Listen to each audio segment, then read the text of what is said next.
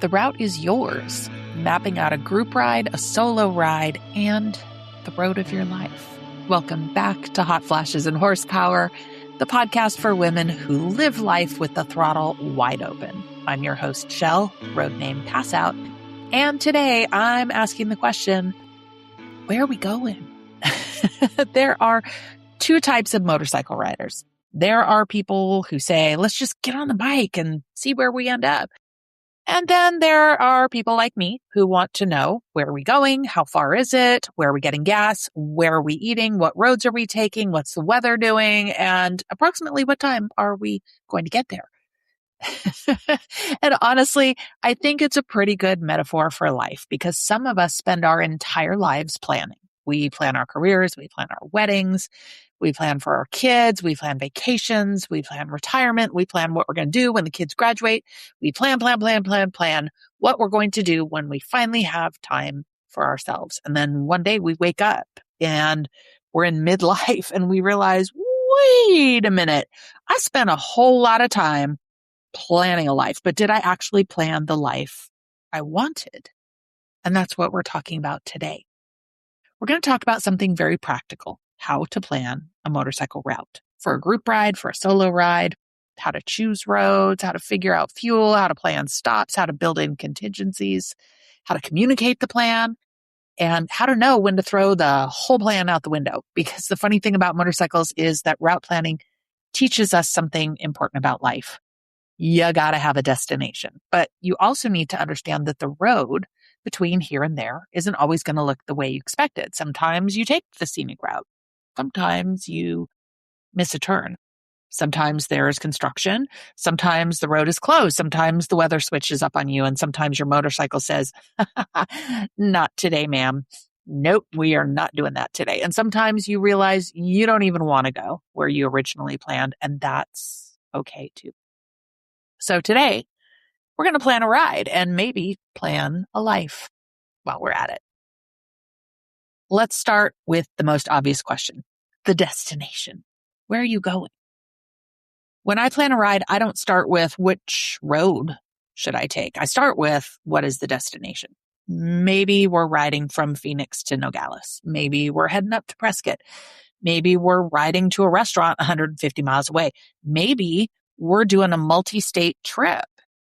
The destination determines almost everything else. And that's exactly how life works. Before you figure out the route, you need to kind of know where you're trying to go. And I'm not talking about some enormous 5-year plan. Sometimes your destination is pretty simple. I want to be happier, or I want financial stability, or I want to get out of a job that is making me miserable, or I want to travel. I want to be healthier. I want to live somewhere I actually enjoy. I want more adventure. I want to stop living my life for everybody else. Those are all destinations. And here's where I think a lot of us get stuck. We spend so much time worrying about the route, we never decide where we're actually going. We ask, what if I can't? What are people going to think? What if I fail? What if I don't have enough money to afford this? What if it's too difficult? But we haven't even decided where we want to go yet. It's kind of like opening up your GPS and saying, hey, give me directions. And your GPS says directions to where? And you say, I don't know. GPS can't help you with that. And neither can life. So before you plan your route, define your destination. Now, in group rides, the destination isn't the only thing that matters. Like we've discussed on previous episodes, group rides are completely different from solo rides. When I'm riding alone, I can make decisions based solely on myself. If I want to stop, I stop. If I want to take a picture, take a picture. If I want to turn around, flip a Yui. If I suddenly decide I desperately need tacos, guess what? Tacos it is.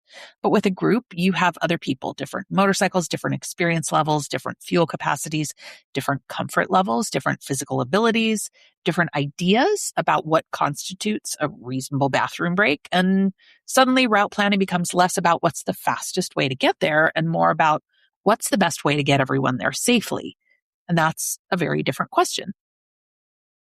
There's another life lesson hiding in there. Sometimes you're not traveling alone. You have a spouse, children, friends, coworkers, a team.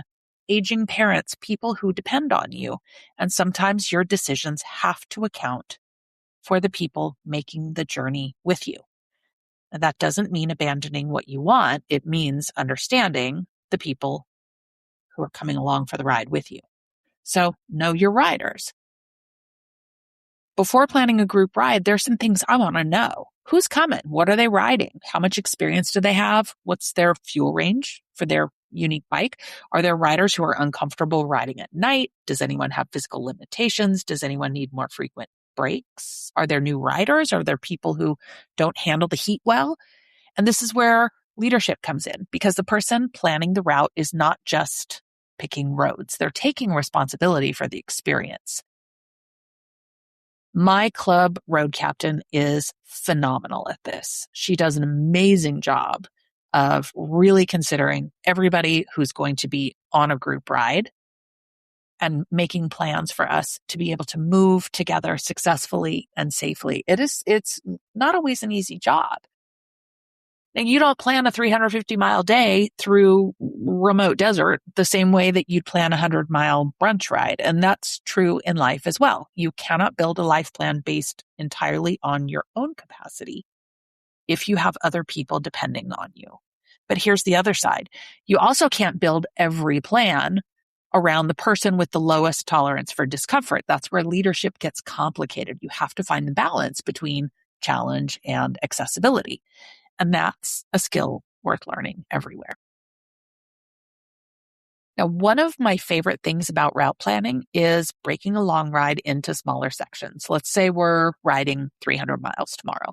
Instead of thinking we have 300 miles to go, we break it down. So what's our first fuel stop? Then another 100 miles, then lunch, and then another fuel stop, and then we're at our destination. And suddenly 300 miles doesn't feel quite so overwhelming. And I think that's one of the best lessons that we can take into life.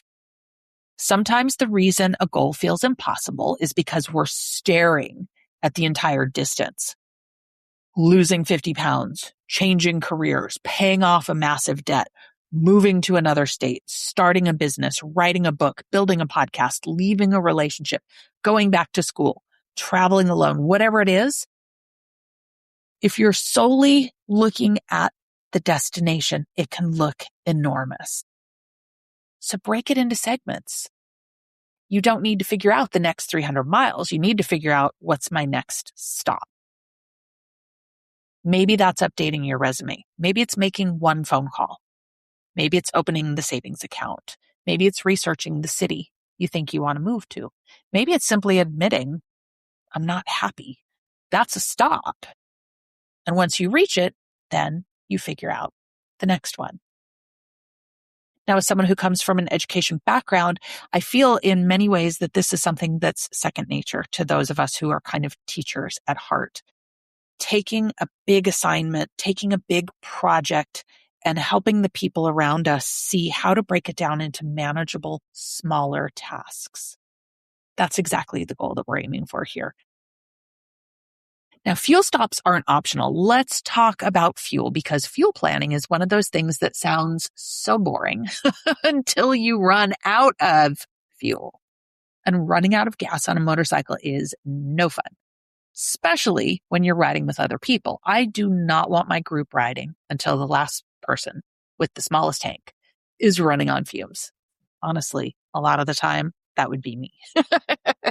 I ride a 2019 Heritage, and unlike most of my club sisters who are riding big touring bikes, my fuel capacity is a little bit less. So I'm very, very mindful of the need to take into account the fact that not everybody's range is the same. So we plan fuel stops based on the least flexible part of the group, and that's another life lesson. You got to know your own fuel range. What fills you up? What drains you? What makes you feel like you're running on fumes? Because some of us are incredibly good at taking care of everyone else. We will make sure everyone else has fuel. Everybody else got water. Everybody else is okay. Everybody else gets where they're going. And meanwhile, we are riding around on an empty tank. Don't do that. You're part of the group. Your needs count. In a group ride, I plan fuel stops. In life, I need to plan my own refueling stops. Maybe that's time alone. Maybe it's meditation. Maybe it's riding. Maybe it's time with friends. Maybe it's sleep. Maybe it's taking a vacation. Maybe it's doing something that has absolutely nothing to do with work or family. You cannot pour from an empty tank. Yes, that's a motorcycle metaphor, but it's also just true. Now we get to the fun part, choosing the road. Which road are we taking? There are usually several ways to get just about anywhere. The interstate may be the fastest, and the back roads might be the prettiest, and the mountain road might be the more technically challenging. The scenic route may take longer, and I think this is where motorcycles teach us something beautiful. The fastest route isn't always the best route. Sometimes the entire reason we're riding is the road itself. And isn't that life?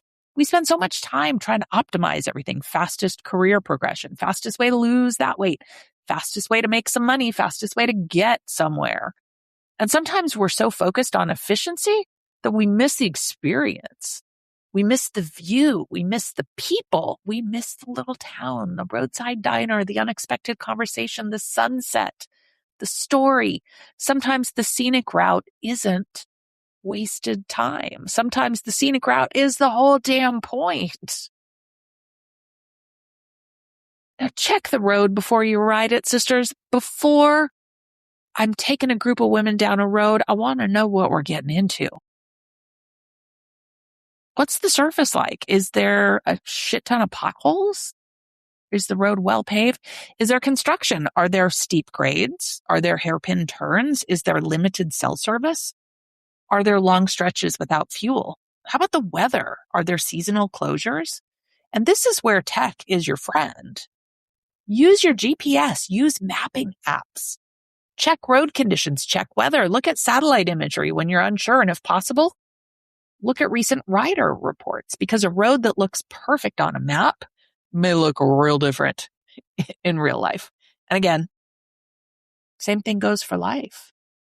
Sometimes we make decisions based on an old map. We think this is how things are supposed to work, but circumstances change and industries change. Relationships change, our bodies change, our priorities change, and our dreams change. The map you created at 25 may not make sense at 57, and that is okay. You are allowed to redraw your map. Contingency planning. This may be the most important part of route planning. What happens when the plan doesn't work? Because sometimes it won't. At some point, someone's going to get a flat. Someone will miss a turn. Someone will need a bathroom. Someone will get hungry. Someone's motorcycle will overheat.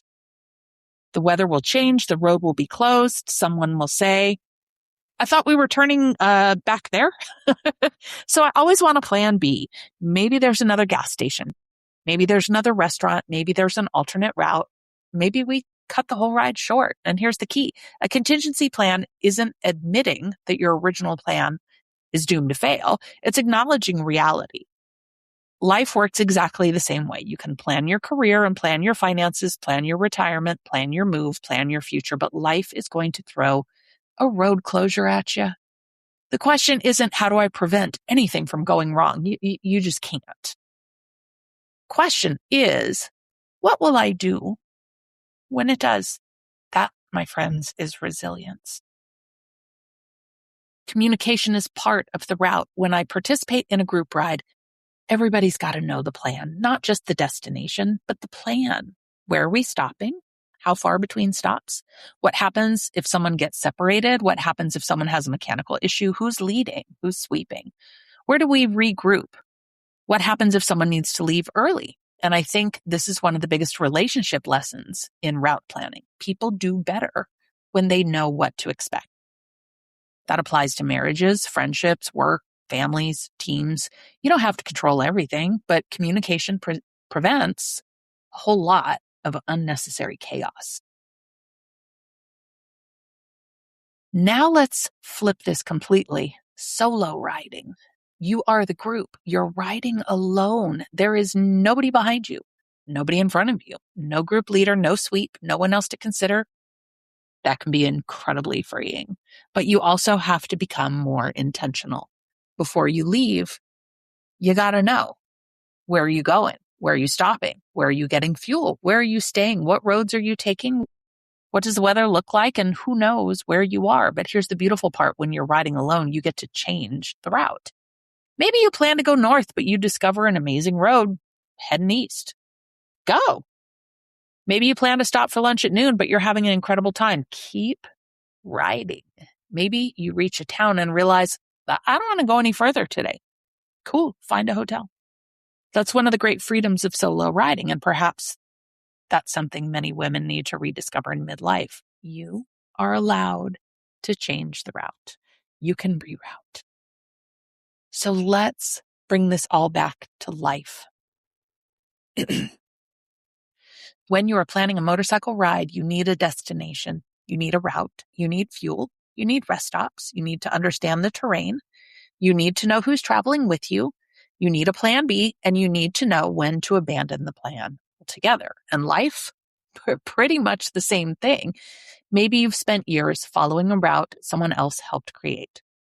Maybe you took the road your parents expected you to take, the career that seemed responsible, the relationship that seemed right, the life that looked good from the outside. And maybe you've reached a point in your life where you realize this isn't my destination anymore. And if that's where you are, I want you to hear this. You are allowed to reroute. You don't have to throw away everything. You don't have to know exactly where you're going. You just need to know this road isn't working for me anymore. So take the next exit, pull over, look at the map, figure out where you want to go now. Maybe the new route takes longer. Maybe it's harder. Maybe you have to stop for gas more often. Maybe you get lost along the way. Maybe you discover something better than you originally planned. And that's the adventure, because the goal isn't to execute a perfect route. The goal is to arrive somewhere that feels like yours. And maybe that's what midlife really is. Not the end of the road, not a detour, not some giant crisis we have to survive. Maybe it's simply the moment when we finally pull over, look at the map and say, okay, where do I actually want to go from here? And ladies, if you don't like the answer, change the route. Take the scenic road, stop for the tacos, skip that interstate, stay an extra night, turn around, go somewhere you've never been. And if somebody tells you you're going the wrong way, you can smile and say, maybe, but I'm the one riding this motorcycle. So plan your route, know your fuel, watch the weather, have a backup plan, take care of the people riding beside you, and don't forget to take care of yourself. Because whether we're talking about a motorcycle ride or this crazy thing called life, you don't have to know every mile between here and your destination. You just gotta know the next turn. I'm Shell. This is Hot Flashes and Horsepower. Until next time, keep the shiny side up, the rubber side down, and remember, the route is yours. Stay safe out there, ladies.